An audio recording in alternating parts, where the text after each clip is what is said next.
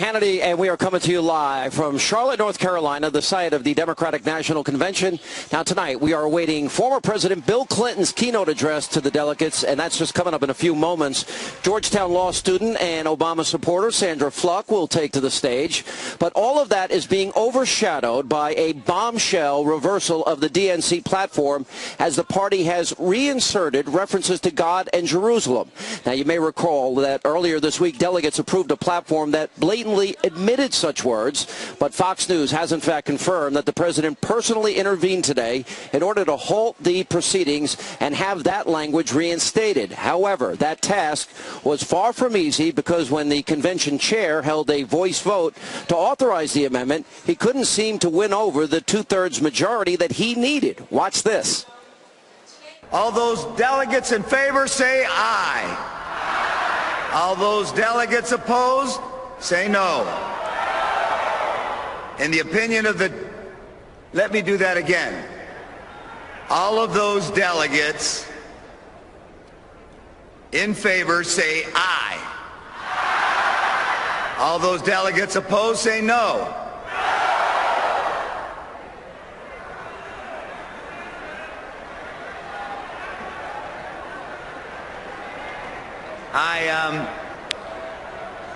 I guess.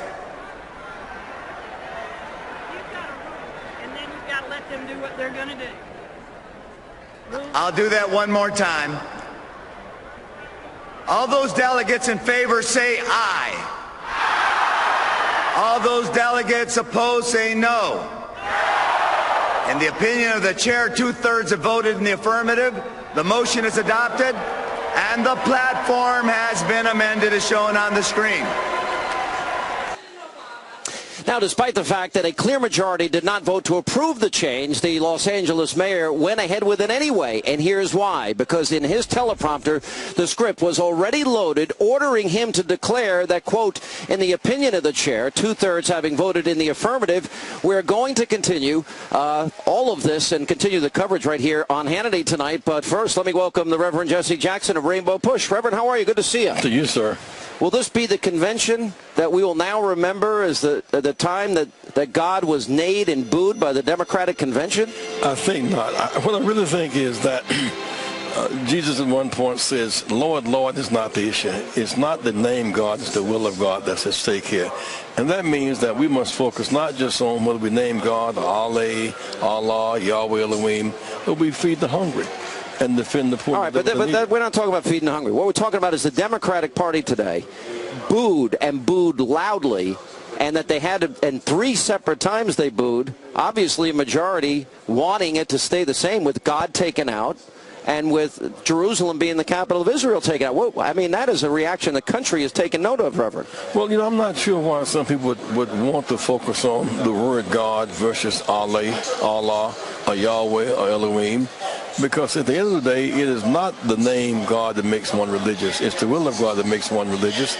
And I think that must be what makes... But we're endowed by our Creator, our founding document. We are endowed by our Creator. It was in the 2008 platform. It was 7 times in the 2004 platform. They purposely took it out. The delegates wanted to keep it out. Well, how should America interpret that? Maybe it should have been the word Creator in the first place. I've gone to schools where you have 50 different languages and several different religions, and so the issue of a religion and a name can be quite divisive in a multicultural society. All right, what about the fact that in spite of the overwhelming majority of delegates, going against this, that the chair, after 3 votes, and you could hear the loud no's, why did they go ahead and move forward anyway? Did they not, basically ramming this down their throat whether they wanted it or not? Well, he had to make a choice, and he finally made the choice. Against the people? He couldn't. Well, I'm not sure it was against the opinion. It was a very close vote. I'm not sure it was two-thirds, but... was it close to two-thirds? Well, given all that's happening in this convention, I think that will not be the determining factor. I think what might determine the outcome is we came in 4 years ago with 8 million jobs down. That's 4 million jobs up. That jobs might determine how people find their... Reverend, with all due respect, since the time Barack Obama's been president, we have hundreds of thousands fewer Americans working.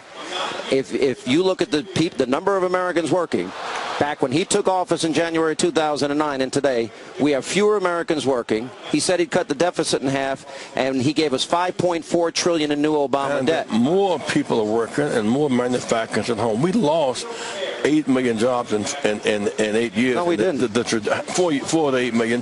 The trajectory was down. We have a net gain of jobs for 36 months. We have the longest period. If you want to look at the statistics, Reverend, we have the longest period of long-time unemployment that we've had since World War II. I'll give you another. Here's what we've got. What drove us in that crisis? Here we were in a surplus, and we made a decision to have 2 wars off budget and cut taxes. That was in the Bush years. But having said that, it's connected, and those tax cuts was not linked to lending, not the reinvestment. So you got 2 wars that you paying for on credit and no investment at home. It sunk our economy. But didn't President Obama, then candidate Obama, say, he said he'd cut the deficit in half. He's given us the largest deficits by far than any president in history. He said he'd create shovel-ready jobs. Fewer Americans are working.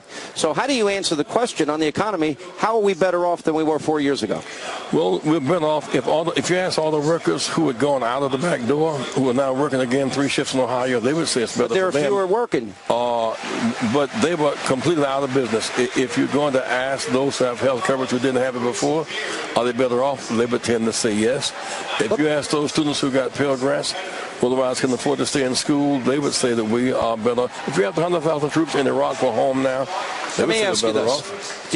When Bill Clinton 4 years ago said that Barack Obama played the race card on him, and the mayor of Los Angeles said about the Republican Party that you can't trot out a face, brown face, or a Spanish surname, and Joe Biden says they're going to put you all back in chains, and Bill Clinton's going to speak here tonight saying Barack Obama not only played the race card against it, but he planned to do it from the very beginning.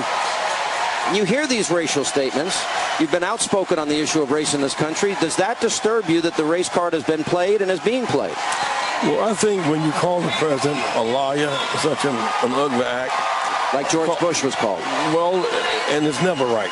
When you call, see, you're not an American, you are not born here, you're not a Christian, you're not one of us. Those are not so sinless, veiled, cold words. Well, you know what the language is, whether it's used by the birth argument by Trump or the welfare, food stamp business by Gingrich. You know the roll call. Obama called in July of 2008. He said George Bush was unpatriotic. I'm not sure what he meant by that. He said George Bush on the debt is irresponsible and unpatriotic for $4 trillion in 8 years in debt, and he gave us $5.4 trillion in less than 4 years. Well, I'm not sure that's the definition of a patriot. And sometimes language gets very loose. What I do know is our economy is coming back. I do know our troops have come home. I do know that more Americans have health coverage now. And to me, those arrows are pointed in the right direction. We're going to hear from Sandra Fluck in a minute. The contraceptive mandate. You're a minister. Should taxpayers pay for contraception and abortion for people that want them on demand? Sure they should. Free abortion. The government should pay for abortion. Well, first of all, it's the woman's right to self-determination. So often, it is a health issue.